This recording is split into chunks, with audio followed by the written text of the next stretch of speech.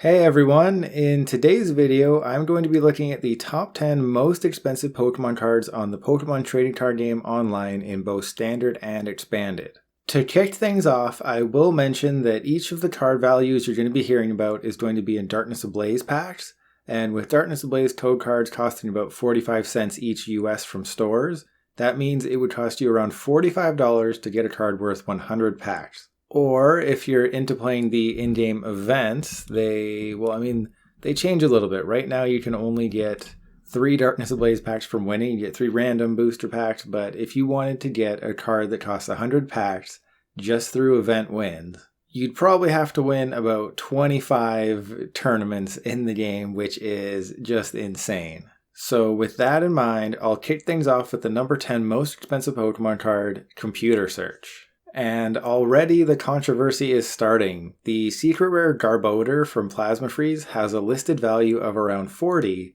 but the only trade I could find wanted 65 packs for it.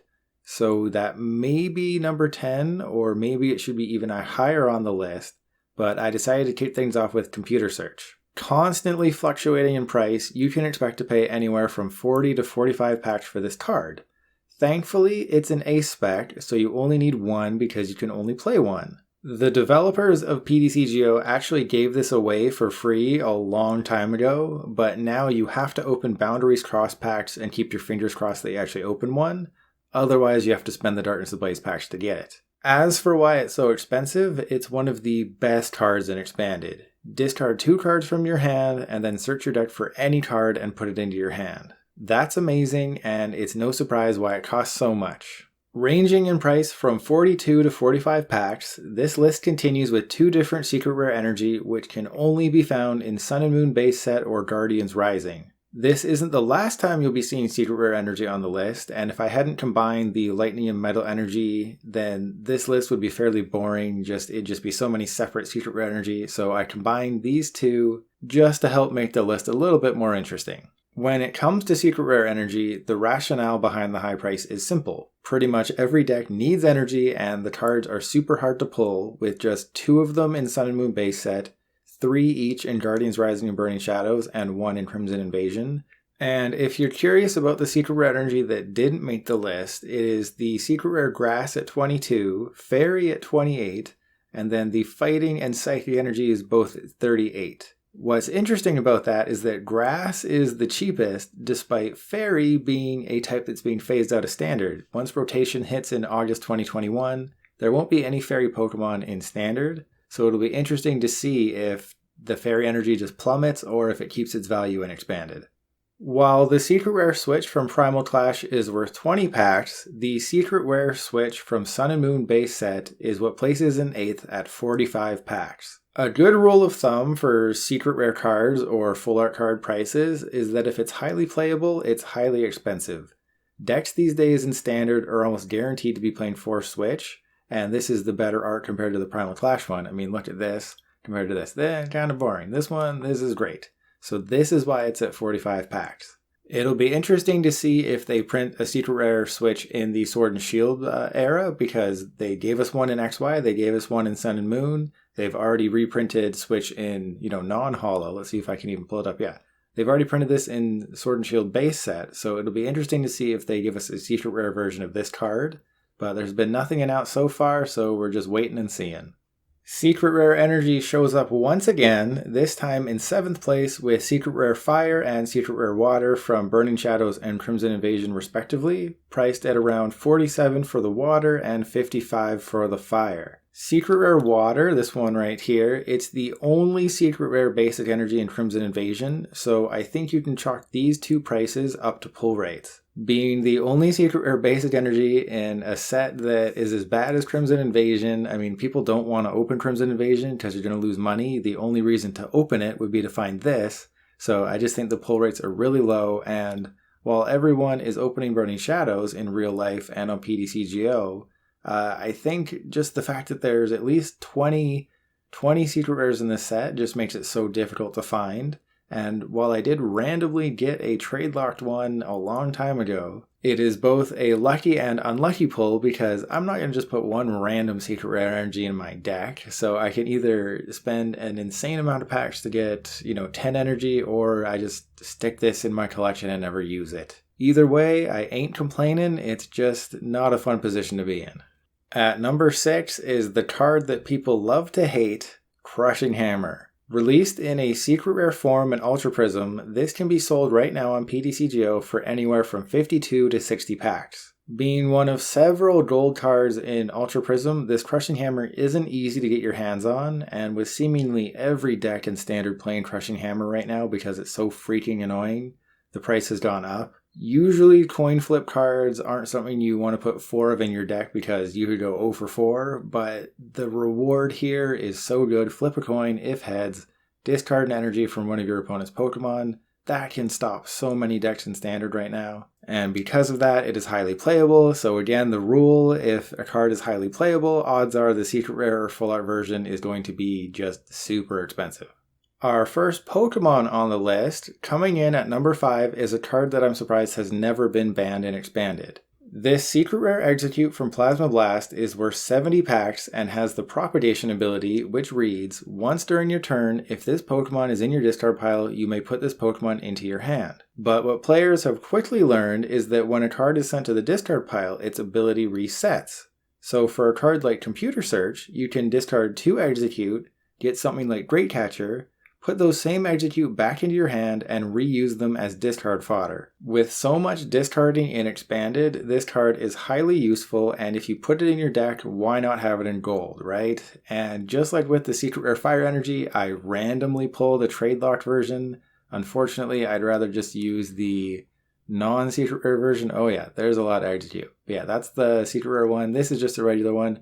I use this one. I'm not going to spend all those packs just to get another one. So I stick with the basic art, but if you want to go crazy, get the gold one. At number 4 is the newest card on the list, and that is the Secret Rare Quick Ball, which is going for about 100 packs right now, and it's not difficult to see why. Pretty much every single deck in Standard and lots of decks in Expanded want 4 copies of Quick Ball, and the only way to prove how much better you are than regular people is to have them in gold, which has seen the price just keep going up and up and up throughout the entire year. For example, do you remember when I opened a Secret Rare Quick Ball a few months ago? I sold that for 35 packs. Yeah, that was a bad decision, clearly. So I won't make the same mistake twice if I open any more. I'm planning on doing a 500 pack opening.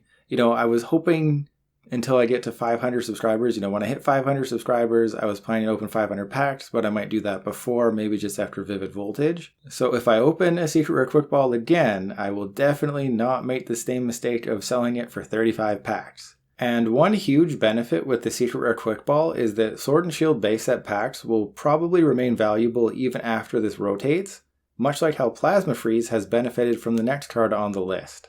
Actually, scratch that. I was looking at my script and I realized I went from number 4 to number 2 and I completely skipped number 3, which is the Secret Rare Darkness Energy. Released in Burning Shadows, for some reason this is 120 packs, making it more than twice the price of the next highest Secret Rare Energy, which was Water at 52, I believe.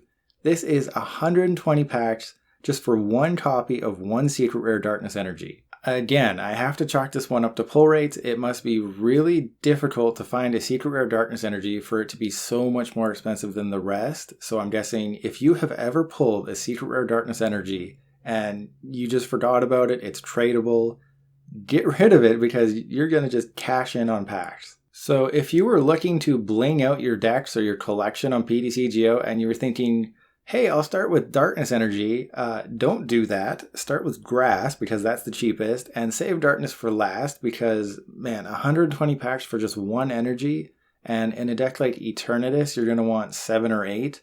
That is just insane.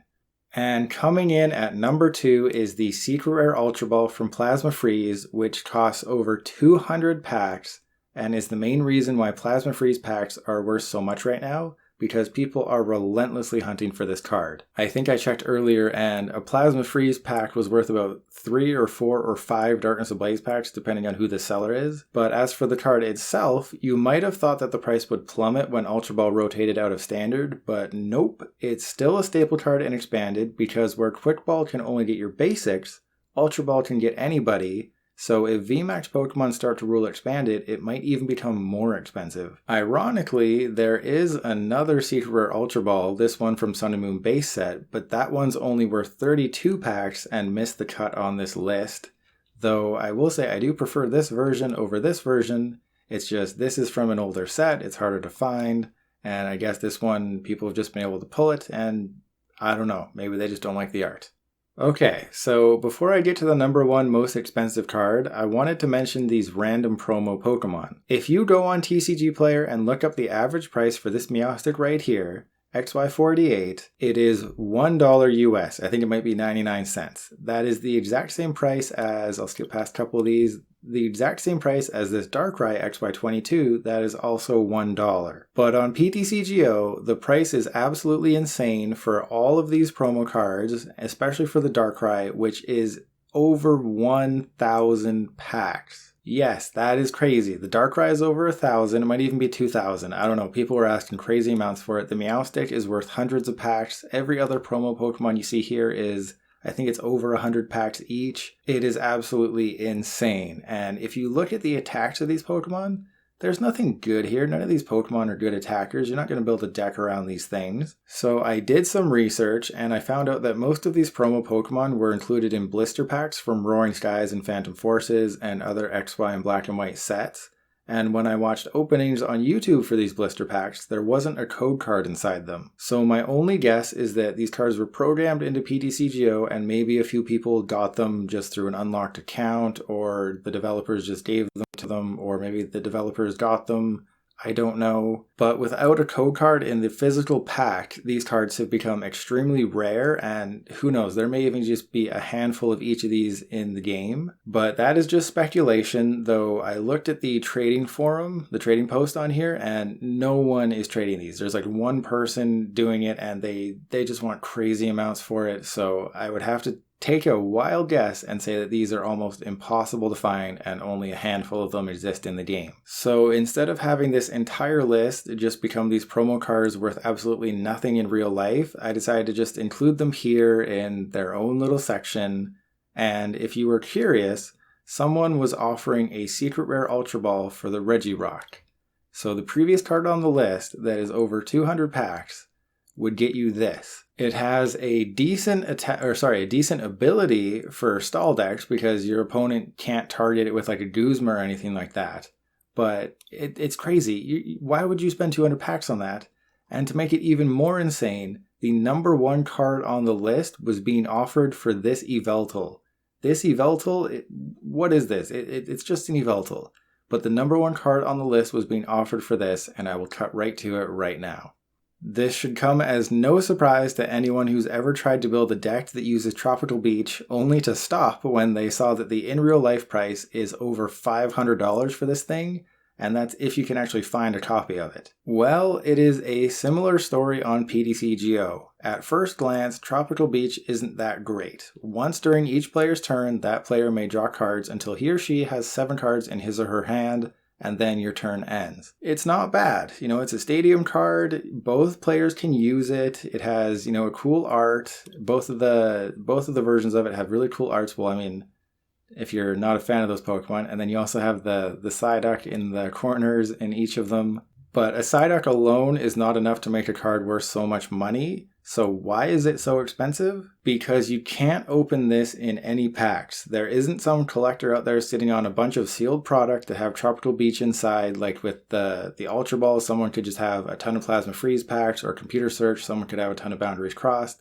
There's no sealed product sitting around with this potentially hiding inside a pack. All of these copies were given out at Worlds 2011 and Worlds 2012, so you have to find a way to coax somebody out of their cards, and the only way to do that is with a lot of money, or on PTCGO with a lot of packs. Now, what's different about Tropical Beach than a lot of the other cards on the list is that you can't really quantify its price. All I can really say is that it is insanely expensive. To show you what I mean, I will hop over to a couple of trades that I saw recently showing you just how much you have to spend to get your hands on just one copy. Using this trade as an example, the seller wants 27 secret rare energy totaling over 1,200 packs for one copy of Tropical Beach. There was also another offer, a slightly less crazy one, that only wanted 10 secret rare quick balls, which is 1,000 packs.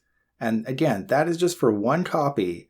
And if you want to play a deck that has Tropical Beach in it, you want to have 4 copies of Tropical Beach. So let's just say that to get a playset of Tropical Beach, you're going to need 4,000 packs of Darkness Ablaze, which in real life money to get the code cards is $1,800, or if you were to just play in the events and let's say you could get 6 Darkness Ablaze packs from every single win, in order to get a playset of Tropical Beach, you would have to win 667 events just to afford 4 copies of Tropical Beach, and not many top decks are really playing Tropical Beach. It's just stall decks, that's it. But with the fact that they're never printing this card, well, I mean, if they do print this card again, that'd be pretty crazy, but it's highly unlikely that they'll ever reprint this card again. And if they don't, then the price is just going to keep going up and up and up. So if you really want Tropical Beach, I guess now is the best time to get it.